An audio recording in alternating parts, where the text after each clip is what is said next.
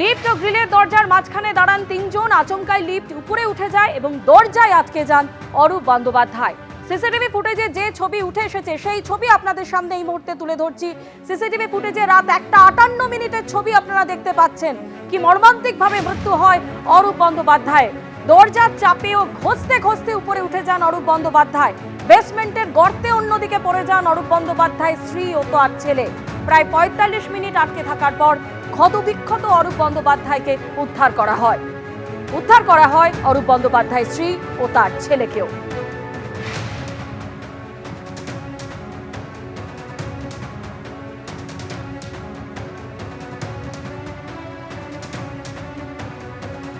আমি আবারও সরাসরি কথা বলবো আমাদের প্রতিনিধি সন্দীপ সরকারের সঙ্গে। সন্দীপ, কখনো ট্রমা কেয়ারের এইরকম বিপত্তি ঘটছে, কখনো ক্যাজুয়ালিটি বিভাগ, কখনো একাডেমিক বিভাগ। আমি বলছি এরপর তো যে কোনো রোগী লিফটে উঠতে ভয় পাবেন, চিকিৎসা পরিষেবা পাওয়া তো দূরের কথা, এই সম্পূর্ণ দায়িত্ব আর.জি. কর মেডিকেল কলেজ কর্তৃপক্ষকে নিতে হবে। তারা কি বলছেন?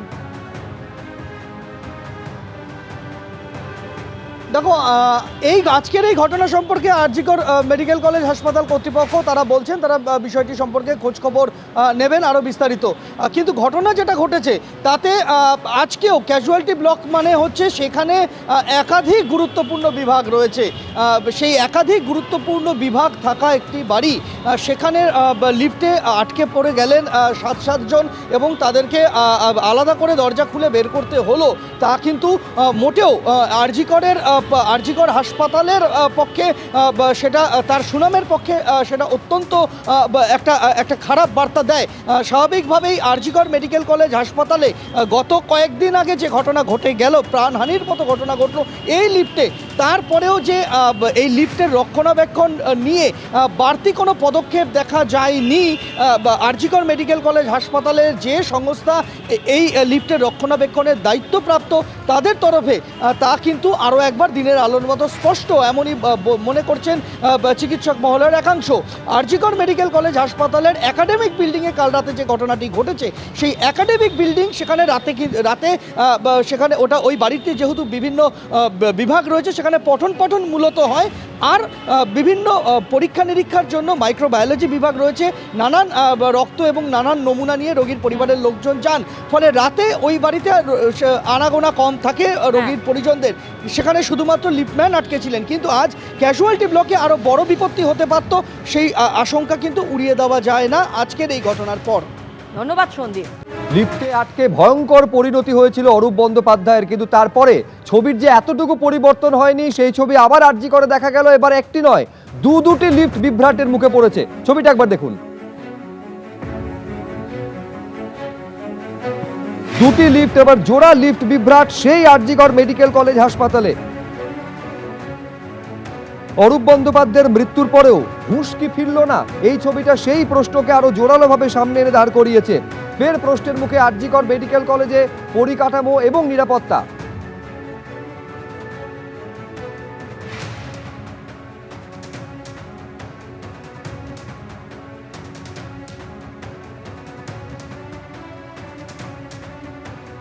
আমি আরো বিস্তারিত এই নিয়ে জানবো, সরাসরি কথা বলবো। সন্দীপ সরকার আমাদের প্রতিনিধি রয়েছেন। যে লিফট একজনের প্রাণ কেড়ে নিল সন্দীপ, যা নিয়ে তীব্র সমালোচনার মুখে আর.জি. কর মেডিকেল কলেজ হাসপাতালের কর্তৃপক্ষ, তাদের নিরাপত্তার ব্যবস্থা, তাদের পরিকাঠামোকে পড়তে হলো। তারপর 5টা দিন পেরিয়ে গেল, ছবির যে এতটুকু পরিবর্তন হয়নি সেই তিমিরেই রয়েছে লিফটের এই ছবিটা, সেটা আরো বড় করে সামনে এনে দাঁড় করিয়ে দিল। এবার ঘটনা কোথায় ঘটলো? দেখো, আর.জি. কর মেডিকেল কলেজ হাসপাতালে লিফটের রক্ষণাবেক্ষণ যে প্রশ্নাতীত নয় তা কিন্তু আরও একবার স্পষ্ট হয়ে গেল। গতকাল গভীর রাতে যেটা হাসপাতাল সূত্রে খবর, প্রথমে একাডেমিক বিল্ডিংয়ের একটি লিফটের ভেতরে লিফটম্যান আটকে পড়েন। সেই লিফটের দরজা খুলছিল না। বেশ কিছুটা সময় পরে তাকে সেখান থেকে উদ্ধার করা হয়, কোনো রকম দুর্ঘটনা ঘটেনি। দ্বিতীয় ঘটনাটি আরও বড় আকার নিতে পারত আজকে সকালবেলা, একদম যেটা এখনও পর্যন্ত হাসপাতাল সূত্রে খবর, সকাল 7:52 ক্যাজুয়ালিটি ব্লক, যে ক্যাজুয়ালিটি ব্লকে একসময় এমার্জেন্সি বিভাগ ছিল, ক্যাজুয়ালিটি ব্লক আরজি করের যেখানে পুরনো এমার্জেন্সিটি ছিল, যে এমার্জেন্সিতে ভাঙচুর হয়েছিল যে বাড়িতে, যে ক্যাজুয়ালিটি ব্লকে খুন ধর্ষণের ঘটনা ঘটেছিল 4 তলায় সেমিনার রুমে, সেই ক্যাজুয়ালিটি ব্লকের একটি লিফট, 1 নম্বর লিফট এখনো পর্যন্ত তাই জানা যাচ্ছে, সেই 1 নম্বর লিফট আচমকাই 7 জন তার মধ্যে ছিলেন, তাতে রোগী ছিলেন, রোগীর আত্মীয় ছিলেন, এমনকি লিফটম্যানও ছিলেন, মোট 7 জন সহ ওই লিফট আটকে যায়। লিফট কোথায় আটকে ছিল এখনও পর্যন্ত যেটা জানা গিয়েছে, ক্যাজুয়ালিটি ব্লকের ওই লিফটটি যখন গ্রাউন্ড ফ্লোরে এসে পৌঁছায়, গ্রাউন্ড ফ্লোরে আসার পর লিফটের দরজা খুলছিল না, আর যখন দরজা খুলছিল না তখনই এই বিষয়টা বোঝা যায় এবং অতি দ্রুত সেখানে যারা পুলিশ কর্মীরা ছিলেন, সিআইএসএফের কর্মীরা ছিলেন, তারা দ্রুত যারা পিডব্লিউডি যারা টেকনিশিয়ানরা রয়েছেন এবং লিফট রক্ষণাবেক্ষণের দায়িত্ব যাদের, তাদেরকে দ্রুত খবর দেওয়া হয় এবং যেটা হাসপাতাল সূত্রে খবর যে 1 মিনিটের মধ্যে 7:52 থেকে 7:53 1 মিনিটের মধ্যে ওই লিফটের দরজা আলাদাভাবে চাবির সাহায্যে খোলা হয় এবং খুলে যে 7 জন ভেতরে আটকা পড়েছিলেন, দরজা না খোলার ফলে ভেতরে থেকে বের হতে পারছিলেন না, তাদেরকে বের করে আনা হয়। কিন্তু প্রশ্নটা অন্য জায়গায়, যে লিফটের মধ্যে এত বড় ঘটনা ঘটে গেল ট্রমা কেয়ার বিল্ডিংয়ে, তারপর পরপর অল্প সময়ের ব্যবধানে গতকাল রাতের ঘটনাটি ঘটেছিল আনুমানিক রাত্রির 1টা-1:30 নাগাদ, আর তারপর আজকে সকাল 7:52 আরেকটি বিল্ডিংয়ের আরেকটি লিফট একেবারে রোগীর পরিজন এমনকি লিফটম্যান সহ আটকে গেল। এই ঘটনা স্বাভাবিকভাবেই কিন্তু প্রশ্ন তুলে দিয়েছে রক্ষণাবেক্ষণ কোন পর্যায়ে রয়েছে তা নিয়ে। আরজিকর হাসপাতালের সূত্রে যেটা দাবি করা হচ্ছে যে এই বিষয়টা তারা খোঁজখবর নিচ্ছেন, এই বিষয় সম্পর্কে পিডব্লিউডির সাথে কথা বলা হবে। সন্দীপ, তুমি আমাদের সঙ্গে থাকো। এর আগে 20শে মার্চ ঠিক যে ঘটনা ঘটেছিল অ্যানিমেশনের মাধ্যমে আপনাদের সামনে তুলে ধরবার চেষ্টা করব। প্রায় 45 মিনিট লিফটে আটকে থেকে মৃত্যু হয় জয়পুরের বাসিন্দা অরূপ বন্দ্যোপাধ্যায়ের। অ্যানিমেশনের মাধ্যমে আমাদের সেই ছবি আপনাদের সামনে তুলে ধরছি। বেসমেন্টে থেমে যায় লিফট, আটকে পড়েন অরূপ বন্দ্যোপাধ্যায় ও তার স্ত্রী ও সন্তান।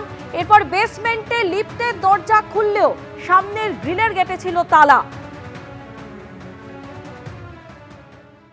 আজ ময়নাগুড়ি সভা থেকে এলপিজি বুকিং নিয়ে কেন্দ্রীয় সরকারকে নিশানা করেন মমতা বন্দ্যোপাধ্যায়। তিনি বলেন, বিজেপির গ্যাস বেলুনের গ্যাস বেরিয়ে গেছে, মানুষ খেতে পাবে না, পুরনো দিনে ফিরে যাবে। রাজ্য সরকার কেরোসিনের পরিমাণ বাড়িয়েছে যাতে রান্না করে খেতে পারে।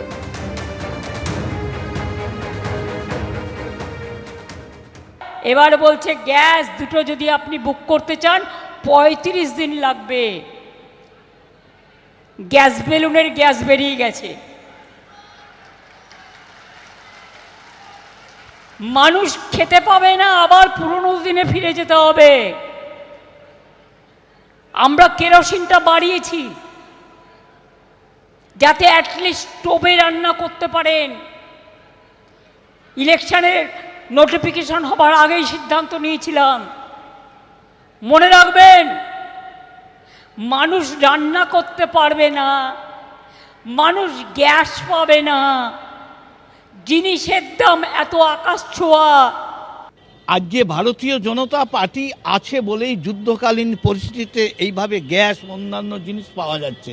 এখানে যদি কংগ্রেসের সরকার কেন্দ্রে থাকতো, অন্য যে কোনো দলের সরকার থাকতো, কালোবাজারিরা আরও এই কাজ করতো, মানুষকে যন্ত্রণাদায়ক পরিস্থিতি হতো, হাহাকার ডেকে যেত।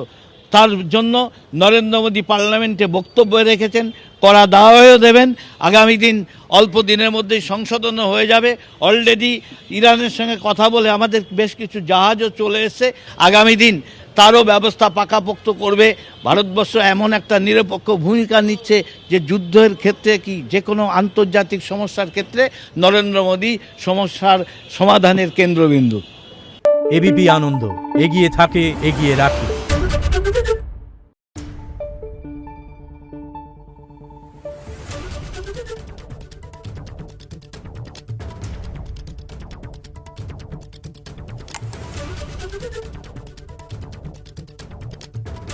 Thank you.